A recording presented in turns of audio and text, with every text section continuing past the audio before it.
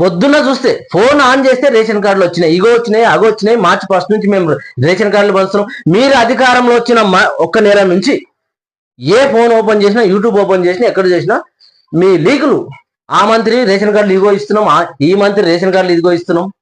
ఇప్పటి వరకు ఒక్క రేషన్ కార్డు మీరు ఇవ్వలే, ఒక్క రేషన్ కార్డు మీరు ఇవ్వలే. ఇస్తారా ఇయ్యారా ఇంకా తెలియదు.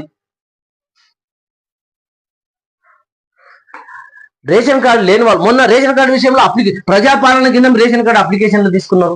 ఏమైందో, ఇది రేషన్ కార్డులు వస్తాయి, పేపర్లో రాసేయండి, మీ డీటెయిల్స్ రాసిండి అంటే పేపర్లో రాసి ఇచ్చారు. అది ఏమైందో తెలియదు. రెండోసారి ఏం చేశారు, మొన్న సర్వే పేరిట మీరు రేషన్ కార్డుల కోసం తీసుకున్నారు. ఇప్పుడు మూడోసారి ఏం చేశారు, ఒక లిస్టు పెట్టారు గ్రామాల్లో, రేషన్ కార్డులకు వచ్చిన వాళ్ళ పేరు ఇది అని చెప్పేసి ఒక లిస్టు పెట్టారు. పెడితే ఇంకా రేషన్ కార్డులు వచ్చినాయి కదా, ఆ లిస్టులో పేర్లు వచ్చినాయి అనుకున్నాం.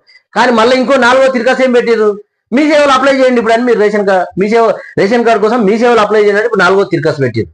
4 సార్లు మీరు అంటే అప్లికేషన్ల పేరిట ఒక్కొక్కసారి 30-40 రూపాయలు జిరాక్స్లకు అవి ఖర్చులు అవుతున్నాయి. వాళ్ళ మండలాఫీస్కు ప్రయాణాలు. సామాన్య జనాల నడ్డి విరుస్తున్నారు మీరు అప్లికేషన్ల పేరిట. 4 సార్లు రేషన్ కార్డులు, ఇప్పటి వరకు 4 సార్లు రేషన్ కార్డులకు అప్లికేషన్ తీసుకున్నారు మీరు. ఇప్పుడు మీ సేవ బాట పట్టుండే అంటున్నారు. మేము మార్చి 1 నుంచి ఇస్తామన్నారు. ఏమైందో ఇప్పుడు మార్చి 8వ తారీఖు. పక్కకు పెడదాం. ఇందిరమ్మ ఇల్లది ఏంది?